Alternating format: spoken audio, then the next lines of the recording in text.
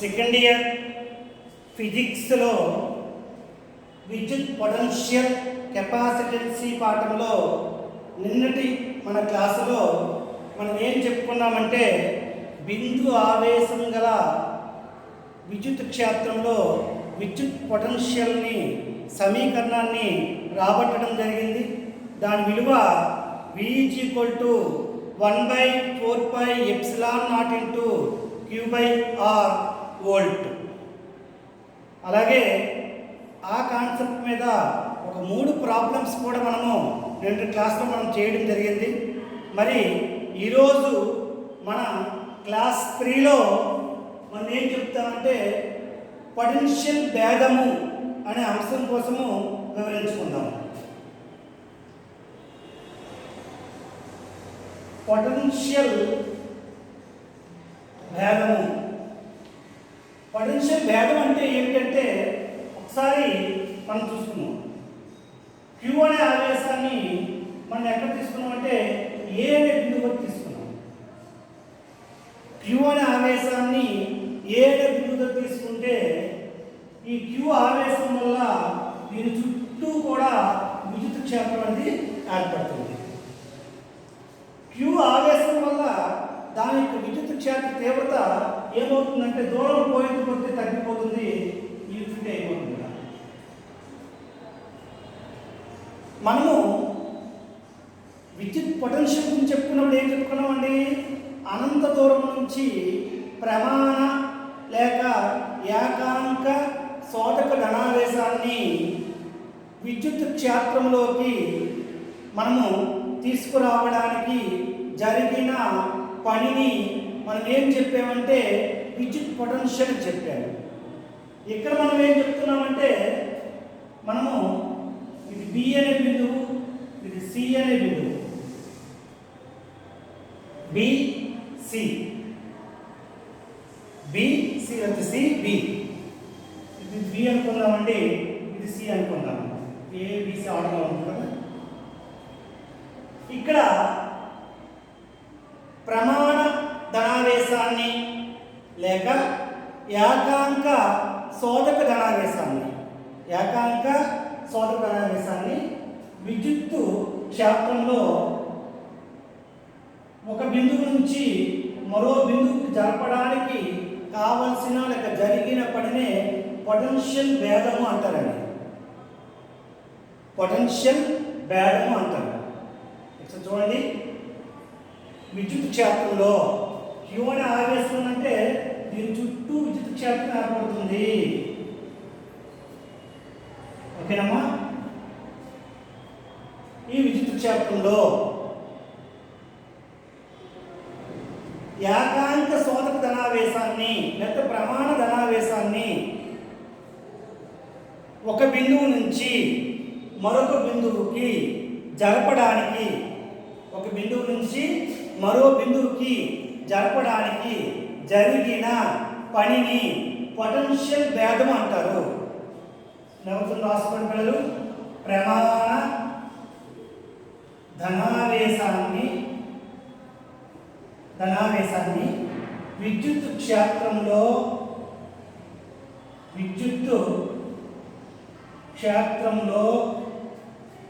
ఒక బిందువు నుంచి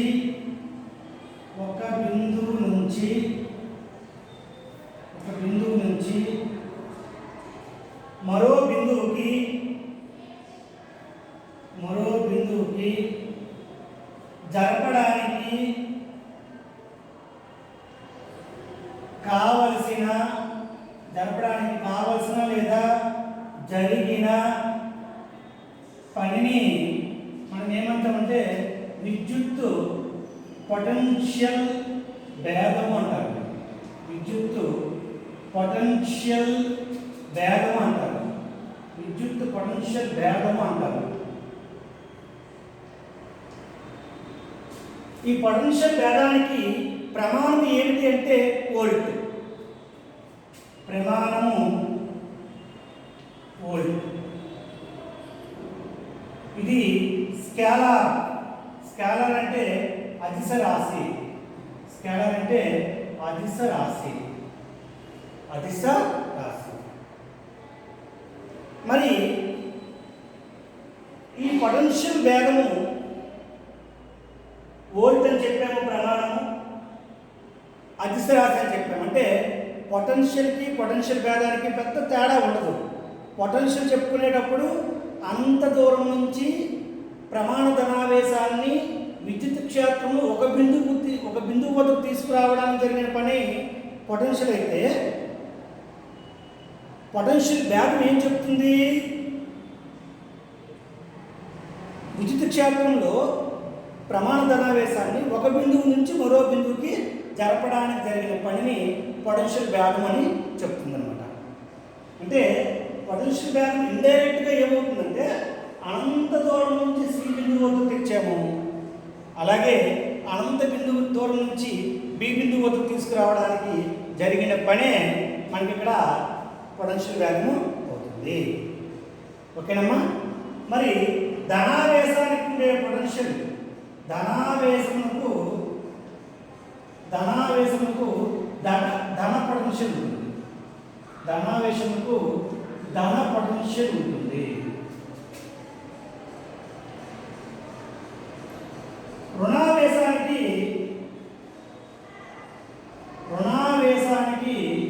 రుణ పొటెన్షియల్ ఉంటుంది. ధనావేశానికి ధన పొటెన్షియల్ ఉంటుంది, రుణావేశానికి రుణ పొటెన్షియల్ ఉంటుంది. ధనావేశానికి ధన పొటెన్షియల్ ఉంటుంది, రుణావేశానికి రుణ పొటెన్షియల్ ఉంటుంది.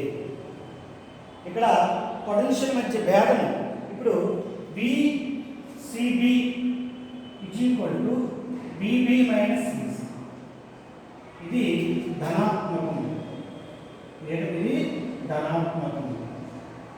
ఇప్పుడు VB > VC, VB > VC అయినప్పుడు ఎప్పుడు కూడా ఆవేశము ధన పొటెన్షియల్ నుంచి రుణ పొటెన్షియల్ వైపు ప్రయాణిస్తుంది. ఎప్పుడు కూడా ఆవేశము ధన పొటెన్షియల్ నుంచి రుణ పొటెన్షియల్ వైపు ప్రయాణం చేస్తుంది. ఇది పొటెన్షియల్ వేగం గురించి. అలాగే మనము ఎర్త్ తీసుకుంటే, భూమి తీసుకుంటే, భూమి ఒక పెద్ద ఆవేశాల రిజర్వాయర్. భూమి ఒక పెద్ద ఆవేశాల రిజర్వాయర్.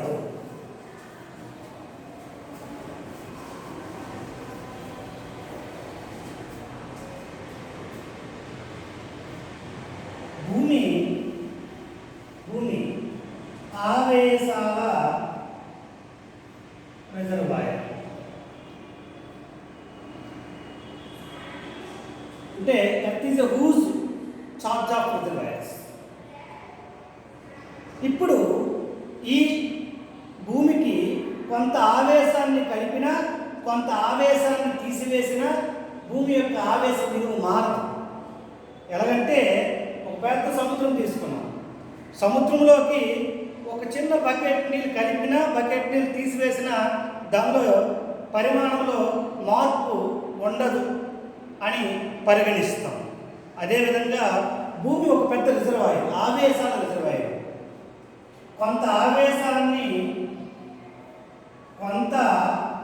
ఆవేశాన్ని భూమికి కలిపిన లేదా తీసివేసిన భూమి యొక్క ఆవేశం మారదు. భూమి యొక్క ఆవేశము మారదు. భూమి యొక్క ఆవేశము మారదు. అందుకే భూమి యొక్క పొటెన్షియల్ని భూమి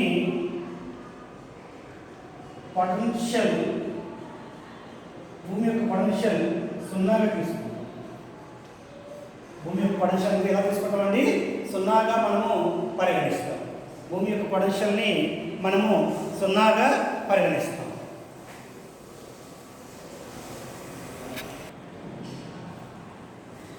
చూడండి, విద్యుత్ ద్విధ్రువం వలన విద్యుత్ పొటెన్షియల్ని మనము లెక్క కట్టాలి. విద్యుత్ ద్విధ్రువం అంటే ఏంటి?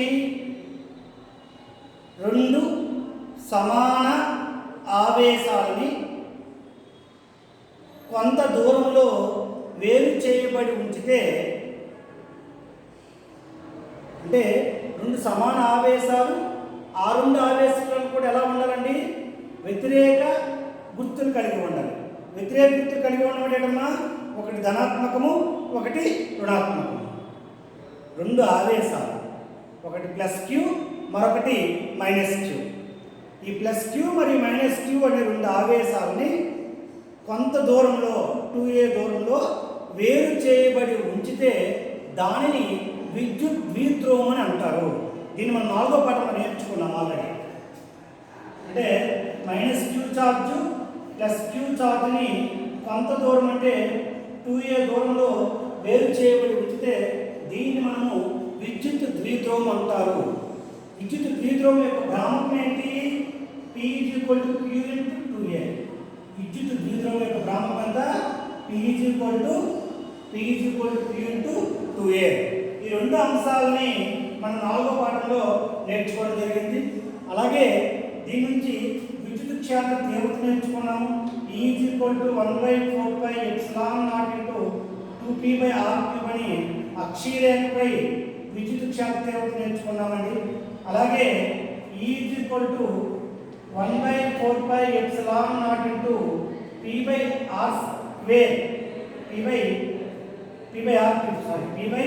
p/r³. ఇది మధ్య లంబరేఖ అంశం కోసము మనము నేర్చుకున్నాం. అక్షీరేఖ మీద విద్యుత్ క్షేత్ర తీవ్రతని, మధ్య లంబరేఖ మీద విద్యుత్ క్షేత్ర తీవ్రతని, ఈ రెండు అంశాలను కూడా మనం నేర్చుకోవడం అనేది జరిగింది. ఇప్పుడు మనము విద్యుత్ పొటెన్షియల్ మనము నేర్చుకోబోతున్నాం. ఏం చూడండి ఒకసారి ఇక్కడ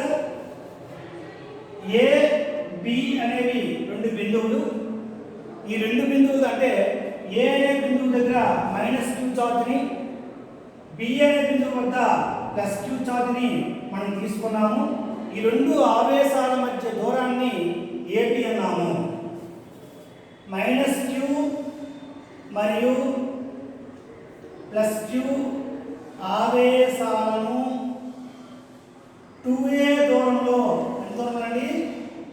2a దూరంలో వేరు చేయబడింది. వేరు చేయబడింది అంటే AB = 2a. AB = 2a.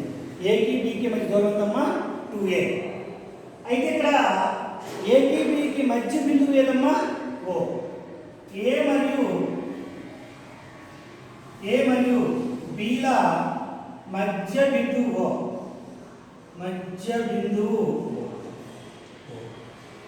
మనము విద్యుత్ పొటెన్షియల్ ఎక్కడ లెక్కించాలనుకుంటున్నామండి? P అనే బిందువు వద్ద. ఎక్కడ లెక్కించాలనుకుంటున్నామండి? P అనే బిందువు వద్ద. విద్యుత్ పొటెన్షియల్ను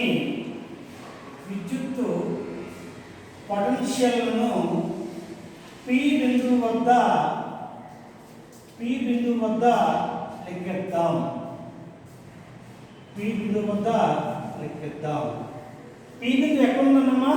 O నుంచి Pకి దూరము r, స్మాల్ r. O నుంచి Pకి దూరము స్మాల్ r. O నుంచి Pకి దూరం ఎంతమ్మా? Small r. అయితే ఇప్పుడు మనం ఏం చేస్తున్నామంటే OP అనే రేఖ మీద రెండు లంబాలను గీస్తున్నాం. OP అనే రేఖ మీద ఏం చేస్తున్నామండి? రెండు లంబాలను గీస్తున్నాం. అనగా A నుంచి OP మీదకి ఒక లంబం గీసాము. అలాగే B నుంచి OP మీదకి మరో లంబాన్ని గీసామండి. అప్పుడు ఏమవుతుందండి? ఇది OP. ఇక్కడ OPని ఎక్స్టెండ్ చేసుకున్నాం లైన్ని. ఇది OP. ఇది OP అయితే ఈ OP మీదకి A నుంచి గీసే లంబం ఏమండి? AM. అంటే OP మరియు AMలు రెండు లంబాలు. అలాగే OPకి B నుంచి ఒక లంబాన్ని గీసామండి. BN. అంటే అప్పుడేమవుతుంది? OP మరియు BNలు లంబంగా ఉన్నాయి. దేనికోసం ఈ లంబరేఖలను గీసాము అంటే విద్యుత్ పొటెన్షియల్ నిర్ధారణ చేయడం కోసం. మనకి జ్యామితీయ నిర్మాణం ప్రకారంగా B నుంచి Pకి ఎంత దూరం ఉంటుందో P నుంచి Nకి ఎంత దూరం ఉంటుంది. అంటే BP = PN అవుతుంది. అలాగే ఇక్కడ ఏపీ నుంచి పిఎంకి సమానం ఉంటుంది. ఏపీ నుంచి పిఎంకి సమానం ఉంటుంది. జామెట్రీ నిర్మాణంలో ఉండే విషయం ఆధారంగా మనం అక్కడ గీసుకోవడం, అక్కడ ఆ విధంగా లంబాలు గీసుకోవడం అనేది జరిగిందన్నమాట. ఇప్పుడు చూడండి, మనము ఫస్ట్ ఎంపీ ఆర్పిఎం ఇది ఎలా నిర్మించబోతుందండి? MO plus OP, MO plus OP, MO plus OP. MP ఇలా ఉంచండి. ఎంఓ అనేది చూడండి సార్, ఒకసారి మనం జాగ్రత్తగా లంబాన్ని తీసుకుంటే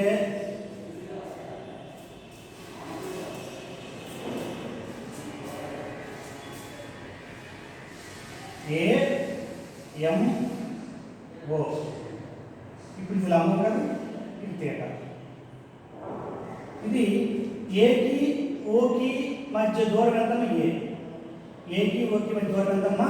ఎందుకంటే ఏ నుంచి ఓకి దూరము ఏ, ఓ నుంచి బీకి దూరం ఏ, కాబట్టి 2a. AB equal to 2a. ఎలా కూడా రాసుకోవచ్చు, 2a equal to AO plus OP. అప్పుడు ఏమవుతుంది? ఏ ప్లస్ ఏ అంటే ఏఓ ఎంత అవుతుంది? ఏ. ఏఓ ఎంతమ్మా? ఏ. ఇప్పుడు దీని ప్రకారంగా మనకి ఎవరు కావాలి? ఎంఓ కావాలి. ఎంఓ కావాలంటే ఎవరండి? లంబకోణ త్రిభుజంలో ఆసన్న భుజం. లంబకోణ త్రిభుజంలో ఆసన్న భుజం అంటే ఏంటమ్మా? కాస్ థీటా ఈక్వల్ టు ఆసన్న భుజము బై కర్ణం. ఆసన్న భుజము బై కర్ణం. కాస్ థీటా ఈక్వల్ టు ఆసన్న భుజం ఎవరండి? ఓఎం. కర్ణం ఎవరమ్మా? ఏ. కర్ణం ఎవరమ్మా? ఏ. అప్పుడు ఏమవుతుంది? OM equal to A cos theta. A cos theta plus OP విలువ ఎంతమ్మా? ఆర్. అంటే PMR OM MP. PMR MP equal to R plus A cos theta. R plus A cos. ఇప్పుడు ఇంకేం నిర్ధారణ చేసుకోవాలి మనం? ఇక్కడ మనము ఓఎన్ మనము క్యాల్కులేట్ చేయాలి. ఓఎన్ అంటే ఏమవుతుంది? ఇక్కడ గమనించండి, ఓఎన్ ఎలా అవుతుందంటే OP is equal to O నుంచి P is equal to OM plus NP. Therefore మనకు కావాల్సింది ఎన్పి కాబట్టి OP minus OM. OP O నుంచి పి, ఓ నుంచి పీకి దూరం ఎంతమ్మా? ఎక్కడ రాసామా? ఆర్. మళ్ళీ ఇదే విధంగా ఈ మోడల్గా లంబకోణం పెట్టి చూస్తే ఓఎన్ విలువ కూడా ఏ కాస్ థీటా అవుతుంది. అంటే ఎన్పి విలువ ఎంత అవుతుందమ్మా? ఎన్పి విలువ ఎంత అవుతుంది? R minus A cos theta అవుతుంది. ఇప్పుడు మనం ఏం కావాలి? విద్యుత్ ద్విధ్రువం వల్ల పొటెన్షియల్ అంటే మైనస్ క్యూ చార్జ్ వల్ల పొటెన్షియల్ కావాలి, ప్లస్ క్యూ చార్జ్ వల్ల కూడా పొటెన్షియల్ కావాలి. ఫస్ట్ ఇక్కడ మనం చూడండి, ప్లస్ క్యూ ఆవేశం వలన potential V1 is equal to 1/4 epsilon naught into Q by అంటే ప్లస్ క్యూ ఆవేశం అంటే బీపీ. జామెట్రీ నిర్మాణం ప్రకారంగా బీపీ ఎవరికి సమానం అండి? ఎన్పీకి సమానం. So 1/4 epsilon naught into Q by NP. Therefore V1 is equal to 1/4 epsilon naught into Q by NP ఎంతమ్మా? R minus A cos theta. R minus A cos theta. మళ్ళీ మనకి ఇంకో ఆవేశం అండి, మైనస్ క్యూ ఆవేశం. మైనస్ క్యూ ఆవేశం వలన potential. Minus Q ఆవేశం వలన పొటెన్షియల్ కావాలంటే ఏమవుతుందమ్మా? V2 is equal to 1/4 epsilon naught into Q by ఎంతమ్మా? Q by AP కదమ్మా? A నుంచి P. A నుంచి P విలువ ఎవరికి సమానం అంటే B నుంచి M నుంచి P కి సమానం. So 1/4 epsilon naught into Q by MP అంటే ఎంతమ్మా? MP PM అంటే ఎంతమ్మా? A cos theta plus R అంటే R plus A cos theta. Therefore V2 is equal to 1/4 epsilon naught into Q by R plus A cos theta. ఇది V1 విలువ, ఇది V2 విలువ. ఇది v1 విలువ, ఇది v2 విలువ.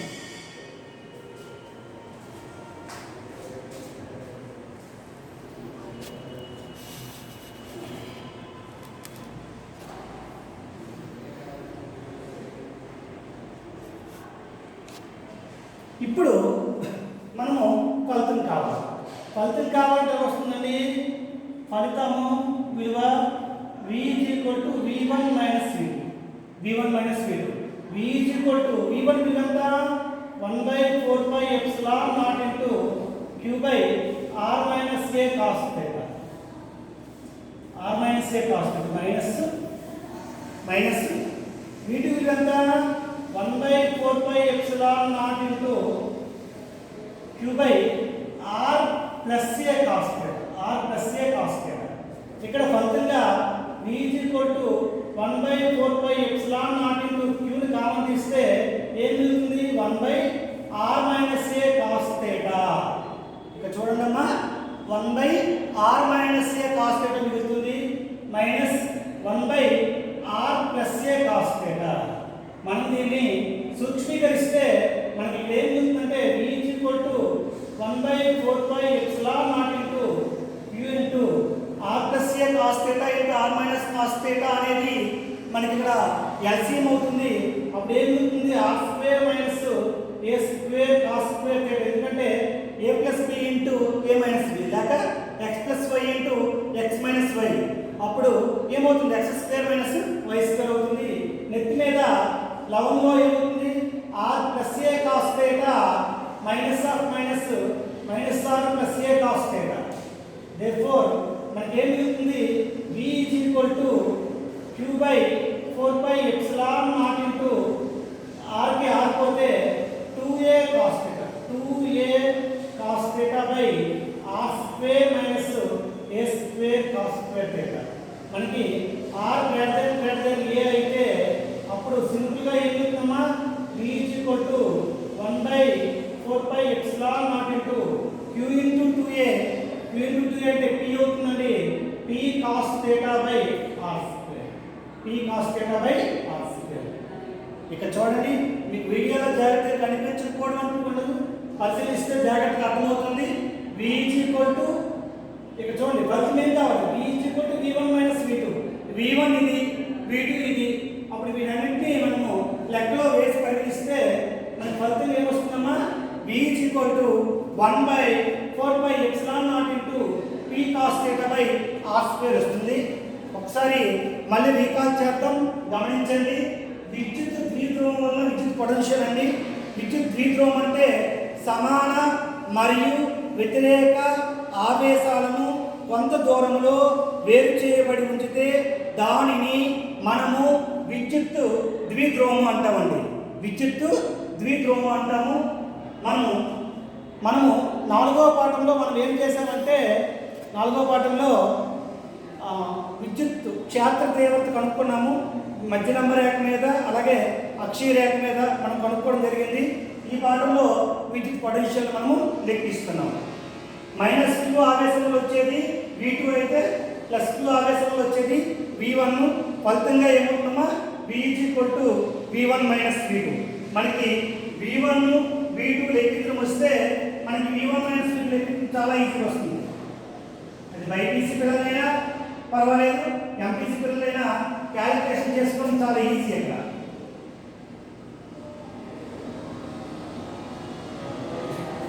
ఇప్పుడు ఫలితం అక్షీయ రేఖ మీద ఎలా ఉంటుంది, మధ్యనంబ రేఖ మీద ఏ విధంగా ఉంటుందనేది మనం ఇప్పుడు ఒకసారి పరిశీలించాలి. అక్షీయ రేఖ అంటే θ విలువ 0. θ విలువ 0 డిగ్రీ అంటే ఏమవుతుందమ్మా v 1/4πε0 into p cos 0 degree by r square. అదేంటంటే cos 0 అంటే 1 కదమ్మా v 1/4πε0 into p by r square. అదే మధ్య నంబర్ రేఖ అనుకోండి. మధ్య నంబర్ రేఖ మీద మనకి అప్పుడు ఏమవుతుంది θ విలువ 90 డిగ్రీ అవుతుంది. θ 90 అంటే కాస్ ప్లేస్లో 90 వేస్తాము. కాస్ 90 ఎంతమ్మా 0. కాస్ 90 0 కాబట్టి 0 into multiplied of anything value 0. So v is equal to 0. v is equal to 0. Special condition ఉంది.